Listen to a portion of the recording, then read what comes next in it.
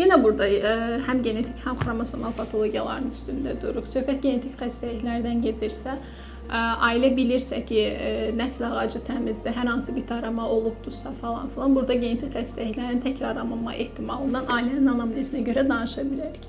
Amma xromosom patologiyaları bizdə hər hamiləlikdə risk var. 2 dənə, 3 dənə normal sağlam uşaq olub, al eləməmiş 4-cüdə də xromosom patologiyası riskini görə bilərik. Hər hamiləlikdə, bayaqki vurğuladığımız özəllə yaş qrupu, yaşı yüksək olan risk qrupunda olan xanımlarımızda hamiləlikdə problemli uşaqda olma ehtimalı varmı? Bəli, hər birimizdə var. Bundan heç kim sığortalanmayıb.